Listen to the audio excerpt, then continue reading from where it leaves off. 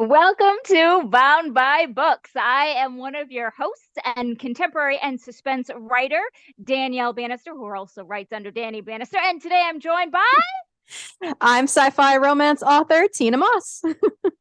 Hi Danielle, how are you? And happy NaNoWriMo. Happy Nano to all of the crazy people who decide to take this challenge on. We give ourselves a month worth of homework, is what we're doing. We do. The irony is we're actually recording this on November 1st, the first day of Nano. It will come out when we're already about a week in, but we're actually the first day of Nano we're recording on today. Yep. And answer me this. Have you started your count yet? Oh, come. You know better than this. You know I haven't either though. I haven't either. So this is not good to not have anything. You know what? Here's what we're gonna do, Danielle. By the time this podcast goes live, we must have begun the NaNoWriMo journey. Otherwise, we're a week behind. So we have to at least get something on the paper by then. Yeah, and I can't write like you. I'm not one of those people that can just pull an all-nighter and just write all the words. No. No. So, like 2,000 words a day, that's about my cap. So I have to get the words done today. The irony here is I'm a former teacher, former professor, and I would always tell my students, start early, right? Second you get the project, just start on it so that you're not cramming and you're not pulling the all-nighter. And I don't follow my own advice. I'm the one that's running right up to that deadline within hours to go. And that's why I got out of academia. Yeah, it's very tricky. So, I guess in case you haven't pieced together what we're talking about today, we are talking about the insanity that is NaNoWriMo. It is in full swing from November 1st to November 30th. And Tina, for clarity, if somebody doesn't know what NaNoWriMo is, what is it? Yes, especially if you're new to the writing world, it is National November Writers Month. Is that what it stands for? It's National Novel Writing Month. There we go. It just happens to be in November. So it all fits together beautifully. National Novel Writing Month. Okay, see, that shows you how long I've been doing this.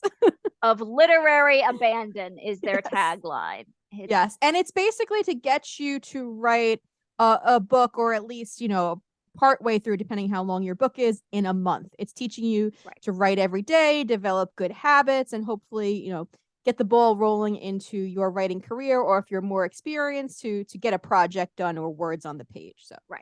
It's pretty cool. 50,000 words is what they're considering a novel. So which works for me. It works for 30 days. I mean, to do much more might be a little bit of a stretch, but if you're, writing an epic sci-fi or something, 50,000 words probably isn't going to technically be a full-length novel for you, but it might be a really solid first draft, and then you could, add on from there. But yeah, it's more to just sort of teach you daily writing habits, and to just, an entire, national thing happening at the same time.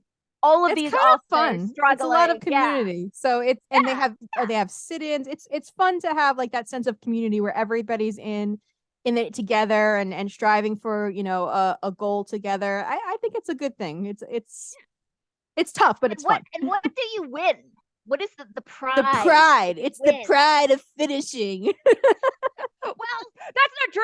You get a piece of paper that said you did it. In some years, I remember you got stickers. I frame my put it up right up on the wall. I'm like, I did it. I did the thing. I did the thing. And there was one year that I didn't make it. I was like not very far, like maybe 5,000 words shy, but my hands had seized up, and I couldn't. I was doing too much.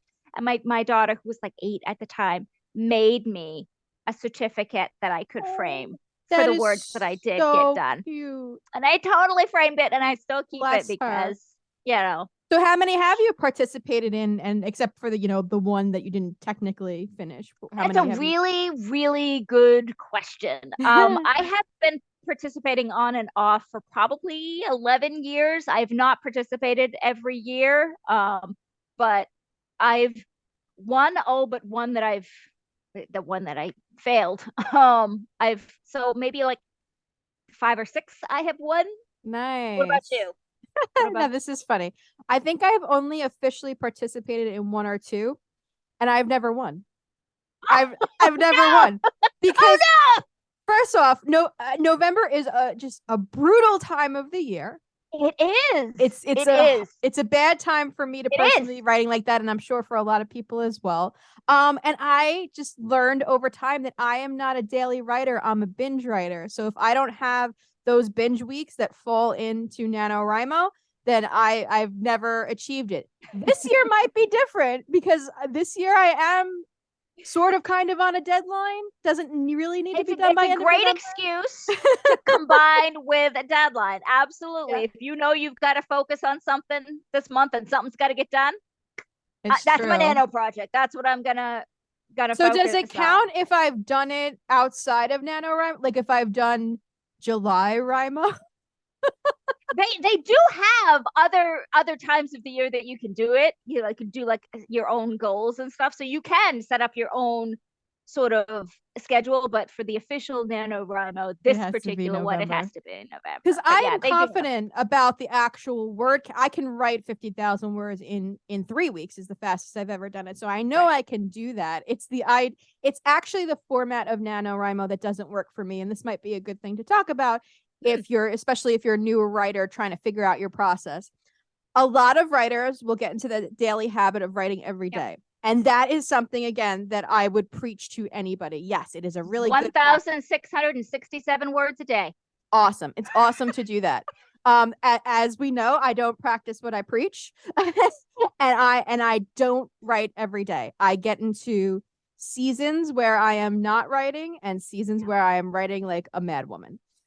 So I'm a definitely binge writer. I've kind of like learned that this is my process now, and that's what works for me. However, again, especially if you're new, would not recommend. Right. Right. And you don't have to write necessarily daily for NaNoWriMo. They have fun little graphs and charts that if you do, you can kind of see, okay, you're on target, you're not on target. So it's kind of like a motivational sort of thing. But you can, in theory, upload on day 30 all 50,000 words and still win. So True. it's not like you have to, meet those daily caps in order to win. But yeah, it's definitely a way to find out what type of a writer you are. Mm-hmm. I am a you might solid find out. 6,000 words at a session time. Right. Again, Right. and again, because I think NaNoWriMo also teaches you a little bit about the sprints and about how to write like, this many words in this amount of time. Let's say 20 minutes at a time, take a break, 20 minutes at a time. Again, I'm just not that person. I'm the one who's going to sit down for 5-6 hours, lay it all out, tell friends and family, unless somebody's dead or dying, leave me alone. Do not. and cut out all access to the internet, all outside activity, and for that amount of time. And I know that I can get 5,000 to 6,000 words in that time. So that's kind of my process. So I know, but I have to have that time to do it. I'm not one who's going to be, 20 minutes here, 20 minutes there, or even an hour. I know that I want that big chunk of time because I'm going to be all in the so proverbial writing cocoon cave. Yourself and you submerse and yeah, gotcha. That's a really good way to put it. I am a submersive writer. Like, that's right. That's right. That's such a nice you're like Elle. You're putting yourself in a deprivation tank and you're just doing the thing. I've never actually tried that. That might actually be really great for me. I know that a lot of people talk about writers with ADHD who I think that would be, it might be a good thing for them, and it might also be the worst thing for them, because then there's like, it's kind of like meditation almost. There's like this silence and you're just with your thoughts, in this case with the book. But for me, it totally works. And if you want to try it out, I would say go for it. Just don't do it super close to a deadline. Right. Well, speaking of deadline, you are actually turning this deadline into your nano project. Is it something you want to kind of hint at what you're writing, or do you want to be like, you know what, I don't want to tell anybody anything because it may never see the light of day and I don't want to talk about it? So we can hint a little bit. We can't fully reveal, but Danielle and I both got selected as an opportunity to kind of offer in a project on an exclusive basis. And we can say the app because they have launched now. It's Webtoons and their new Yonder app. And we pitched a bunch of projects through my company, City Owl, and Danielle's project and mine were both selected. So now we have to write those projects. Now we have a project for NaNoWriMo that may or may not have been what we were planning on for NaNoWriMo. Exactly. And may or may not see the light of day. We don't know if they're going to actually get acquired. I do have about 35,000 words of that done though. So, and I need about 50,000 more. Yeah, I had about 55,000 done. I had Beautiful. I had a couple of drafts done. And I knew that whenever I did release this book, this was part of my writing plan to write this book, release it next year, the year after, but it was on the back burner. I knew that it needed at least another 10,000. Now it needs a little bit more. Right. So I'm doing that.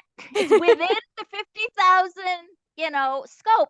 But here's the thing. I've never actually for NaNoWriMo worked on an existing project. Ooh. I've always sort of started from scratch. So let me ask you, have you, because Nano has sort of these like write-in events and stuff, have you ever attended a write-in event like where it'll be a local coffee shop is hosting an event and writers will come and sit and write? Have you ever done one of those? No, I don't think I've ever done an in-person event. I haven't either. But I live in the Willy Whack, so I don't know is there. I've done writing retreats where I've written with other writers, but I've never done it for a NaNoWriMo sit-in event, though it could be fun. Yeah, I mean it could be fun with the right people, I suppose, and in the right environment. It all depends on, are you one of those people that can write with a lot of noise and a lot of distraction, or do you need the bubble? Yeah. So ironically enough, I told this story on one of the last podcasts I was on about Stephen King and how he had gotten this desk when he started making money and put it in the office, and it was all beautiful. And then he never used it because he missed being in the middle of essentially the living room, where once we got out of the closet, and I don't mean that in any way other than writing. Right. He would write in the living room with all the noise around him. And that's kind of how my life is too. I have a lovely office and I do enjoy it, and I do enjoy escaping up here. But when I'm writing or when I'm working, I tend to be in the middle of things. I tend to be in the middle of my husband working, my dog's barking, my, the TV's in the background. There's things constantly going on. I don't need the physical bubble in that sense. I kind of just need the immersive focusing bubble. Essentially, where there's nothing else that's going to be on my mind except for writing the book. Right. What about you? No, I tend to need quiet. Please be quiet. Everybody shut up. Somebody walks into the room and is like, I'm trying to write here. So that's why I tend to write first thing in the morning before kids are up or anything. It's just, that's the quietest time. I don't listen to music. I don't, I'll have playlists and stuff that I have for inspiration, what I'm listening to throughout the day, because, the ideas are always percolating throughout the day. So I might hear a song and be like, oh, make a note for that for later. But when I'm actually writing, it's the code of silence. That's funny. That's actually something I could write.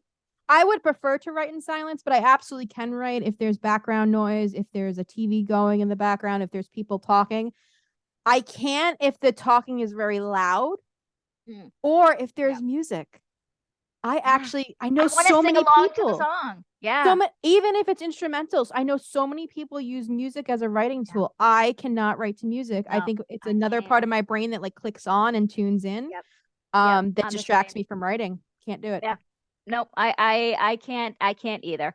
So I know the answer to this question, but I'm gonna ask it anyway because I think it's beneficial to people if they were ever considering to do Nano. What do you think the best strategies are tackling Nano? Like, what would you suggest to somebody who was, for the first time I'm going to try this in October, they're thinking, okay, I think I'm going to do Nano this year. What would you advise them to do? That's a really good question. I think it depends where you are in your writing career. If you kind of know yourself and your process, you know how you're going to best set up Nano. If you're newer or you've never done this kind of, marathon writing before, my biggest thing would be to suggest a kind of schedule that is rigid yet flexible. So what I mean by that is if you can set a certain time per day that this is my Nano writing time and keep it, great. But let's say, that's 8 a.m. to 9 a.m. Let's just give it a random time. But then at 8 a.m., all of a sudden something happens and you got to run out of the house, right? So make sure that you still have like a backup plan within your schedule. So yes, you set this time per day. This is the time I'm going to write. But if I can't, or if I need to change it, here's maybe another slot where I can do. And I know that's much harder for writers, especially with you have busy families and kids and things going on in their life. But that's a good way to kind of get into the habit of making it a part of your schedule. So many things in our day we schedule anyway. If you can schedule a set time, that will help you kind of keep that daily habit again. Yeah. And also remembering that Thanksgiving falls in this 30 days. So if you celebrate Thanksgiving, there's the day gone. If you travel, whatever, if you're, you've got to think about that's a day gone, or you're going to wake up super early and so I think the more planning ahead that you can do. And if you have an idea for your story, jot down some ideas, some plot points that you want, so that when you get to that like middle part of your story where things tend to stall, you know where you need to go. And you're not just sitting there staring at the screen, wasting precious minutes because the time is short. So yeah, I know that I'm a big outliner and I like to outline, but I would, for something like this, not necessarily every single plot point, but like, you know what? I want to make sure to include this moment or this scene, and this is how I want it to end, just so that you have a direction and you're not feeling so aimless and helpless when it comes to the blank screen. And I mean, I know that we both love our outlines and we're plotters. I wonder if almost I feel like there is a certain advantage to being a pantser in this situation, because you can kind of like not brain dump, but you know what I mean? Like kind of get the words on the page, and that is the goal. Absolutely. Yeah. So like absolutely. If you're a plotter, right? If you're a person who loves outline and you come into NaNoWriMo without your outline already developed, you're going to spend a lot of time doing that, right? Because as a plotters, that's what we do. We spend a lot of time on our outlines. Usually what I personally do is I like to outline. So I like to kind of have an idea of where the big arcs are going, right? The big story arcs. Yeah. But I only outline about 6 chapters ahead. So I do about 5 to 6 chapters of outlining. Then I write. Then I do the next 5 to 6 chapters, write. Because it gives me enough of that flexibility that if I need to change something, I haven't outlined the entire book. And then absolutely. Yeah. I tend to do that as well. Like I'll have like the major plot points throughout the whole story, but I don't know how I'm getting to those beats yet. Like I know X, Y, and Z has to happen now because that's how stories are told and you need to make sure this happens, but I don't know how that necessarily is going to get there. But it helps me. I'll refer back to it. I'm like, what chapter am I writing today? Oh, the B character comes in. Okay, and you've got something to sort of write toward. I think sometimes like also plot points or characters can reveal themselves as you're writing. Yes. So like when I was writing my last book, Aliens Temptation, I wasn't expecting to spend as much time with these 2 characters and this one villain that I thought we were going to get to the second part of the book much sooner. But he kept like doing all these things and like speaking to me and being like, no, now throw this at them. Now throw that at them. And I was like, oh, I guess we're going to spend more time here than I thought. So how is that going to change the rest of it? And I kind of had to process a little bit and write it out before I was able to move on with the story. And if I had outlined all of that in full, I feel like I would have been very angry with myself. Right. Or you would have been like, you know what? No, I'm not going to go down that road. I have a plan and you're not part of it. And then you don't discover the stuff. So I think definitely some flexibility, especially during Nano. Yeah. Is good. But a map nearby. Yep. Maybe not a bad idea. maybe not a bad idea. What do you think that when do you think most people would drop out of Nano? Like they're going, Oof. they're going hard, and then they're like, nope, I'm not making it. I would say it happens at 2 points. One is midway through. One way is midway, and you're like, okay, this is not working for me. The story's not working. This process isn't working. Something's not working, right? And either they're going to drop it or they'll fix it and move on. And the second point is that Thanksgiving holiday. Yep. That rolls Yep. around and Yep. people, are thinking about other things. Nano falls to the wayside. You've already been like weeks into You're this. in a food coma the next day, and then suddenly you're 2 days behind. What about you? What do you think? No, I would 100% agree. 100% agree. That middle point for a lot of authors is where I don't know. We've been building so much and building and all these good ideas, but what do I do with them now? Yeah. I gotta go somewhere with all of these juicy details, but I don't know what to do now. So what would your advice be then for somebody who gets to that point and then feels like, I don't know what to do, right? What do you think you would tell them? I mean, I would tell them when you're looking at that sort of middle point, you need to be thinking about what is the next half of this book going to be, and how is it going to be different from the first half? If the first half of your book, things are going really well for your character, now's when they don't go so great. Or if it was going bad, now it starts getting better. So you kind of try to sort of do the opposite of where you started. How does the story that you started now interact with this place that you're going? How do they cross?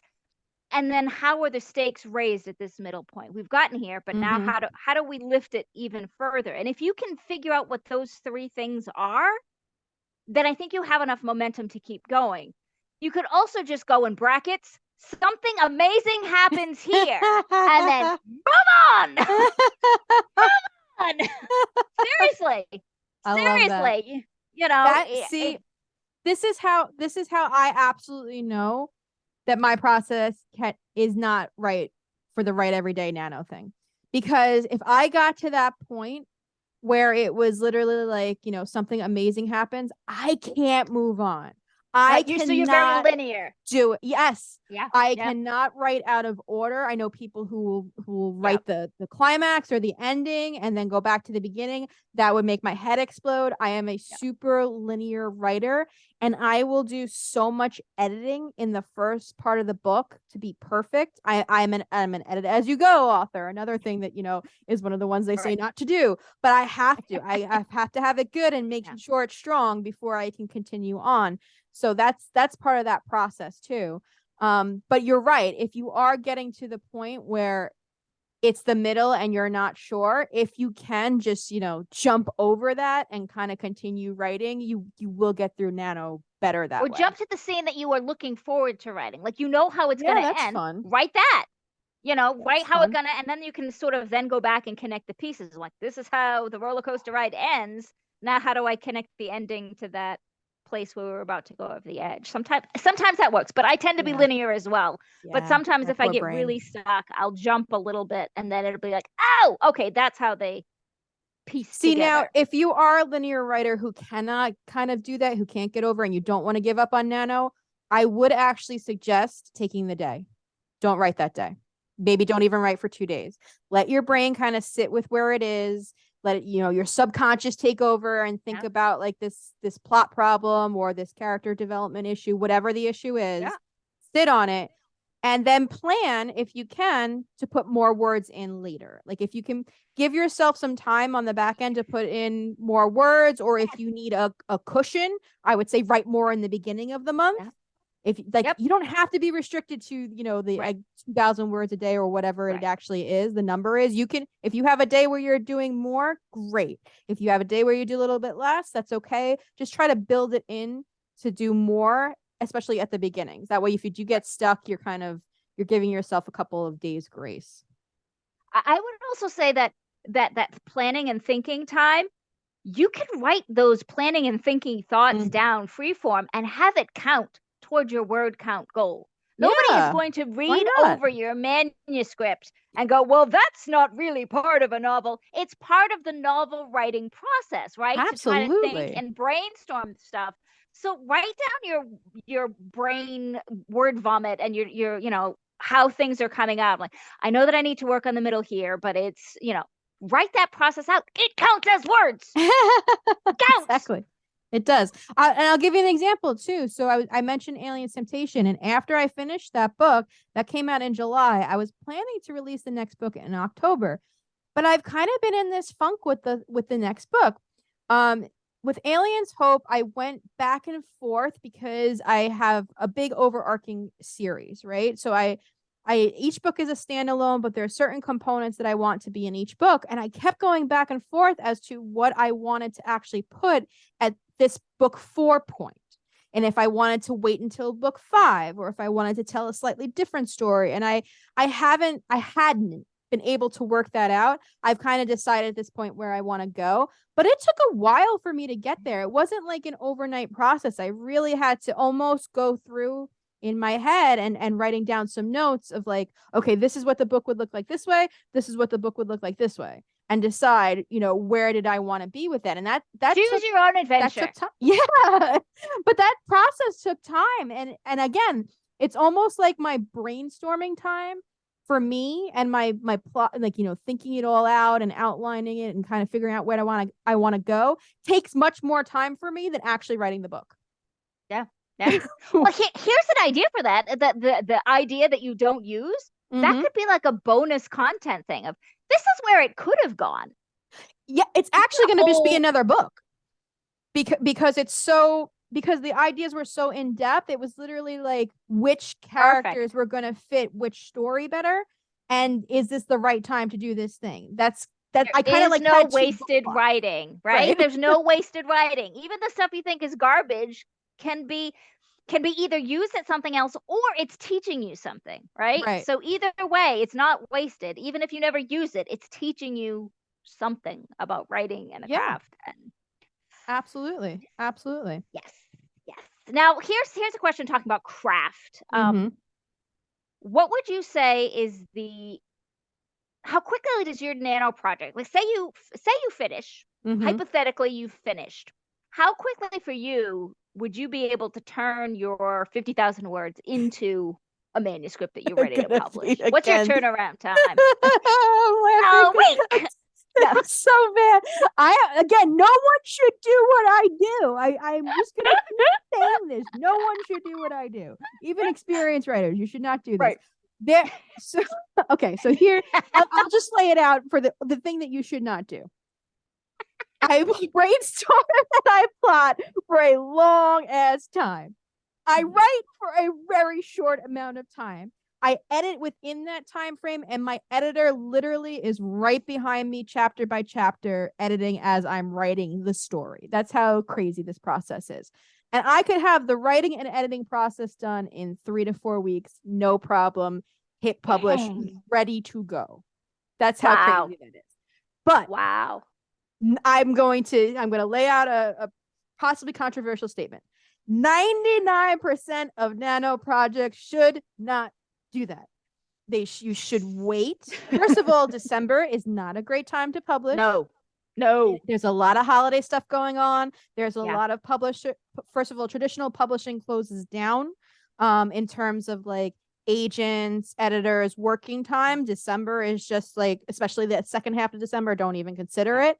And indie kind of goes quiet. Everybody kind of goes quiet in the month of December. So unless you have a holiday project that you might want to put out the very, very beginning of December, but that means you're flipping it around quick, and that's not a good idea either. No. Don't do it. So at the very least, you're waiting till January. Now, which is when I think a lot of nano projects come out. For so sure, that's something to consider. And that's okay if you. This is a hot take, so I know I'm going to get some backlash on it. If you are an experienced writer and you're used to writing and editing quickly, and you can turn around a project that quickly and edit it and be fine, January is great. If you are a newer writer and this is your first, second, third book, right, and you're not quite sure of your writing process yet, you're still figuring out this whole author thing out, wait. Don't publish your nano project. Don't query your nano project, whatever you're planning to do, until you've polished it like you would any other book. And that can take as short or as long as you want it to, but make sure, like anything else, that it is polished, that you've had some feedback on it, that's not from family and friends who love you and will tell you that you're a master no matter what. Like, make sure that it's from people who are beta readers, who are going to give you, good, honest feedback, or alpha readers, depending on how you want to do it, critique partners, whoever is in your life that can give you good, honest feedback, take it. Make sure that you have it shine, and then do what you're going to do. Right. Many a rushed product comes out in December and January, and you're just not going to get the sales that you could have had if you had just taken a little bit of a breather. I mean, just think about it. The holidays, people are spending money on gifts and stuff. They're not necessarily buying ebooks for themselves or paperbacks. They're focused on other things. This is not the time to do it. And after the holidays, people are, in debt because of all the money they've spent. So they're, so just kind of use a little, that's my word of caution to you is wait, polish, take your time with it. Yeah. And I will say, even with the projects that Danielle and I are doing for the deal that I spoke about, like, we are turning them around quickly, but mind you, we already have words down on the page. Like, we already have story. Danielle has 50 something, I have 30 something. So we're already on the way to where we need to be for those projects. Those are not from scratch products. I would not recommend, an 80,000 word project pitching when you've written it in a month. It would be hard to do. So yeah, just the only thing about the January publishing that might be beneficial is people who get new e-readers for Christmas and they're looking to pack their e-readers. So that's a good time for, in my opinion, to have like a first in series sale, get together and do some newsletter swaps. If you're going to have a new release, that's cool too, but make sure that you kind of have your marketing in place towards that, because January can be a good time depending on how you're doing it. I think Kindle Unlimited kind of lends itself to nice January launches. Just make sure that you've thought it through. Agreed. I think we might have exhausted the topic of NaNoWriMo, unless there's something else that you're itching to speak about on that. Maybe just nano, like from a marketing perspective, because that's where my brain goes. Yeah. So how could you use nano, or your participation in nano, as kind of a marketing tool, Danielle? Do you have any thoughts on how you do that? Well, I think that's interesting. I think that it's a way, I think, to a part of the marketing dilemma that authors have is that we're always trying to like not be buy my book, but we don't necessarily know what to talk about that's not buy my book. And nano is sort of a middle point for in my mind. It's you're talking about something personal that you're doing and your struggles with it, maybe, or your successes with it, and you could post daily pictures of on day 3, day 13. You could make it something comical and people relate to you, and then when the book comes out, they make oh yeah, I remember when she was writing that for nano, or it's a way to talk about a book that you're not selling yet, but you're talking about you as a person and marketing, I guess, yourself. And because people tend to buy from people they like, right? So this is like, it feels like a comfortable way to talk about writing, but not be like salesy. Does that make sense? Yeah, it does. And I think it's also a really nice way to expand your circle in terms of who you connect with author to author. If you're both participating in nano, it gives you a way to meet other authors. Absolutely. And to commiserate with them on the challenge that is nano. So it's nice on two fronts. It kind of I like networking for authors from an author to author perspective as a part of marketing, because a lot of times when we think of marketing, we always think of the consumer, which is the reader.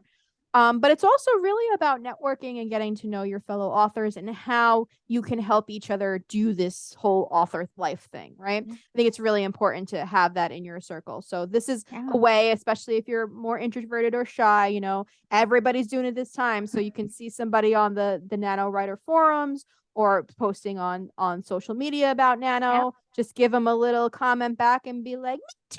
What are you writing? Yeah. I mean, this is such a lonely platform to write in that, you Yeah. know, to have somebody else going through it too would be like, oh, okay, this isn't so bad. Somebody else is experiencing this. I'm not alone in my banging of the head. Yep. I can get through this. You know, yeah, absolutely. I can do Awesome. it. Well, I think that about does it for today. And we wish you all the best in your NaNoWriMo journey. Tune in to us next week on Bound by Books as we talk all things books. Bye. Wait! Before you go, don't forget to like, comment, and subscribe, and check us out on our website, boundbybookspodcast.com.